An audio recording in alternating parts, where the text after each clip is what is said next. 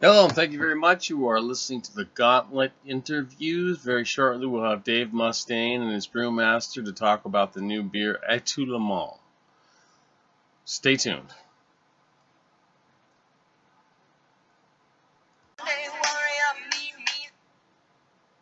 Hello, this is Ken Larson. Hi, Kenny. This is Sebastian. How are you? Good, Sebastian. How are you? I'm good, thanks. We'll be on in a minute. Okay, that's great. Just a second. Okay, so you're live with Dave Mustaine and there is Vietz. Hi, Kenny. Hi. Was that How are you? good? How are you? Very good, thank you. Such a wonderful day. Yes, indeed, indeed. I'm actually a French Canadian myself. Oh, cool. From Yeah. where? From which part? Well, from North Dakota, actually. From where? North Dakota. Oh, really? Okay, yeah, just by the border. Yes, our ancestors. Quite a few places, the other side of the border in Canada, they have small, tiny French-speaking village. So, did you say Dave was on too? I'm here. Hey, Dave, happy birthday to you, belated. Thanks, pal. And congratulations happy early birthday to you. Yeah. Well, I'm right behind you. I'm about 5 years behind you now. So. Oh, okay, great. Yeah. So we're kind of the same generation. Been a fan of the band since the first record, and so I want to say congratulations on the launch of your new brew. Thank you. Have you guys had a chance to open the first bottle yet? Oh yeah, yeah. That was our breakfast. So yeah, I usually don't drink beer for breakfast, but Barry had shown the first bottle that came off the production line, and the beer is made very similar to the way that they make champagne, and when you pop the cork on it, it went flying just like a bottle of champagne. So every step of the way, this has been a huge, thrilling experience, and poured it, I smelled it, and it didn't it was like a refill. I just had to sip it. It smelled so delicious. Well, that was a great ceremony that you guys had an opportunity to have there. Not many people get to have their own brew, and I take yeah. That's okay, it's you can have cereal for breakfast, so that was just liquid cereal. Sure, absolutely. I've done plenty of that in my time. Plenty. So I had a question back from my days and when I was dabbling in brewing beer that I wanted to ask you guys because just selfishly, what is the difference between an ale, a pilsner, and a lager? They're actually, but and the L and lager. Let's talk with L and lager, okay? Because these are two different family there. And what difference an L and a lager is the yeast, the type of yeast you're using. Typically, for thousands and thousands of years, they've been using the L yeast to brew beer, and that L yeast, Saccharomyces cerevisiae. This yeast is intended to ferment at room temperatures in the range of 70 degrees that you will ferment your beer, 70, 75. A lager yeast, it's a hybrid yeast that was developed after a while. Probably it's not that old actually. The German came up with the lager first, maybe not even 200 years ago. And the lager yeast, it's a hybrid yeast. It's a combination of a champagne yeast that ferments at way colder temperature, and a combination of that yeast that is Saccharomyces bayonnaise and Saccharomyces cerevisiae, which is the regular L yeast. So the hybrid that came out of that, the mutant, in the lager yeast. So when you ferment a lager, you ferment at colder temperature. We call it bottom fermentation, and it ended with a specific liquid. The liquid is very different, less esters, so less fruity notes, less. It's very different in character an ale and a lager because of that. Now the pilsner, a pilsner is a clear, crisp beverage. It's a filtered beer. It could be an ale and a lager, but it's the pilsner is filtered and it's intended to be. With the first pilsner that was brewed, 17, in 42. That was Pilsner Urquell. In Czech, yeah. Yeah, in Republic Czech. That was in 1842. And that's the first clear. That's when they came out with the Pilsner. That's when the beer before that was considered as food, and that's when the beer switched from food to just beverage, refreshing beverage. Wow, that was a very. That's the reason for Pilsner, by the way. The Pilsner it's from Pilsen. Pilsen Czech, yeah. So if you're a Pilsener, you're a person from Pilsen. I get. You're also a beer. So Dave, yes. How does it taste? The beer, it's fantastic. Can you describe? Can you describe it to me a little bit, or color? Sure, I'm going to do it in the best layman terms that I can. Part of the reason that I was able to explain to Jerry what I liked and what I didn't like was because I just used really simple terms. Like I don't metallic taste that some beers have. I don't like how there's a bitter aftertaste.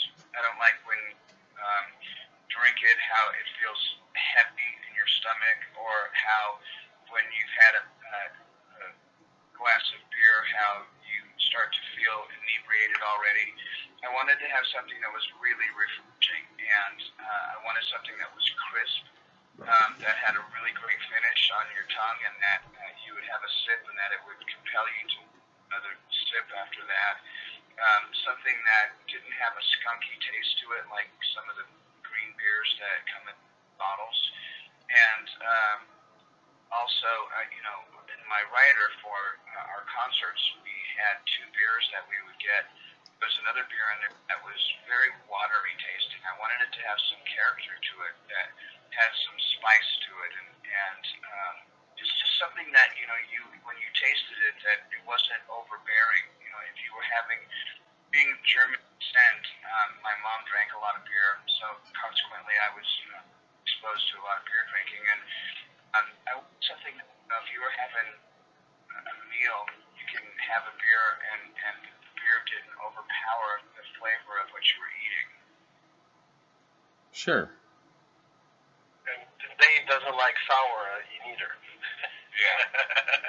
Because I had him trying one of it's not a beer that we have on the market, but I always play with different recipes and just to keep innovating, and just for myself. And one of the beer that was had a little more tartness and a sour character, and he didn't like it. Yeah. Well, it does sound delicious. Oh yeah, that was good. That was Fin de Monde aged in the tequila barrels. Does this mean that this beer is eligible for awards, or is it a one-off kind of thing? Well, I'm certain that it's eligible. I don't, and this is going to be something that's part of the family now going forward. It's not just a one-time thing. That's good to hear, because now you've got wine, coffee, and now beer, right? No, the coffee thing we stopped. We did that just for a charity to help. There was an orphanage in Mexico that had a water well for the children that had broke down. And once we were able to earn enough money with the coffee sales to repair and actually replace the well, we stopped doing that because I knew that this wasn't something I wanted to make a vocation of mine. David Ellison has a coffee company, and he's very successful with that. But for me, it wasn't something I was passionate about. This I'm very passionate about. Right. And it sounds like in the process of developing the brew that I hope I'm using the proper terms here, Jerry, but in the process, that same passion went into it, artistry and perfectionism that you put into music and other things. Yeah, that's exactly this. We were talking about this together earlier today. Very interesting, because the way to develop and come out with a beer, the way I design my beers, is very close to when people is dedicated to quality. That in his music, you know. So I work on the beer and I go step by step and make sure that at the end the finished product will be perfectly well balanced, complex, and exactly where I can see, you know. And before that, I won't release anything, and I'm sure, you know, Dave from the beginning, that's always been working with his music as well. So it's been very interesting. This hasn't been said. It's been very interesting to work together because we're both really focused on quality, working together on that project, and you know, talk to each other over the process and say, okay, what's in and what's not, and okay, this a little bit of this, okay, and having Dave coming to the brewery, not only visiting the brewery, but you know, having him just smelling different ingredients that I could use in the beer and get his feedback on this and that. And, you know, it's been a very, very fun process for that. And at the end, the goal was to have a beer perfectly designed to Dave's taste. And really happy with the result, you know. That's fantastic to hear. I sure hope the fans feel the same way. To share with everyone today, because the past 3 months for Dave and I has been pretty rough. As everyone was trying to manage a way to taste the beer before someone else, and you already have access to the beer or try to know more about what was the brand story and everything, and we had to keep the secret for quite a while. So we're very happy finally to share our precious liquid with everyone today. Yes, your precious liquid. I like the way you put that very much. Maybe you can get venues to just sell only it. Are you going to tap it? Yes, we're going to be. It's not going to be at every venue that we play at, although I would prefer that.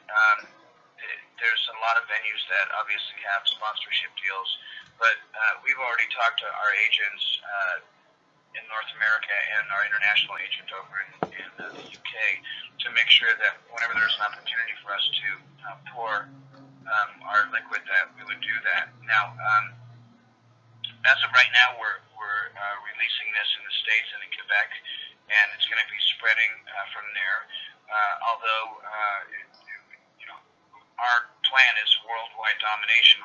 Now we're starting with 2 areas, and we're going to be going from there. So, you know, if you're going into your local pub here in North Dakota, it's a good chance, if it's a Unibroue distributor, you're going to see it there.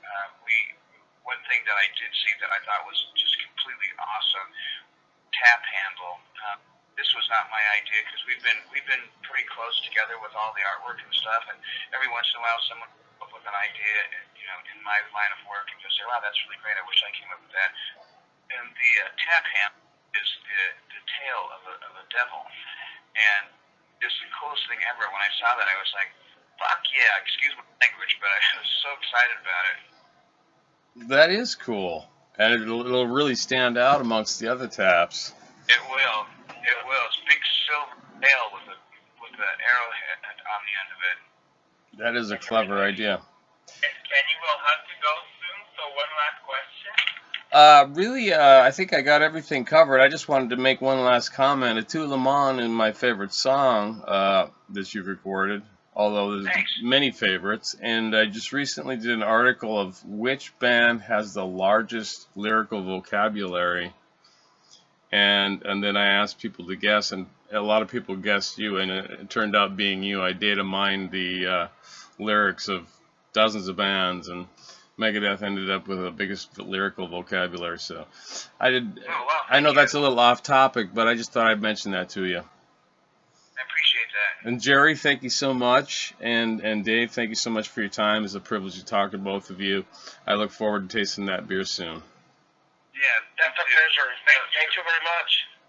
Take care, buddy. Take care. All right, bye-bye. Bye.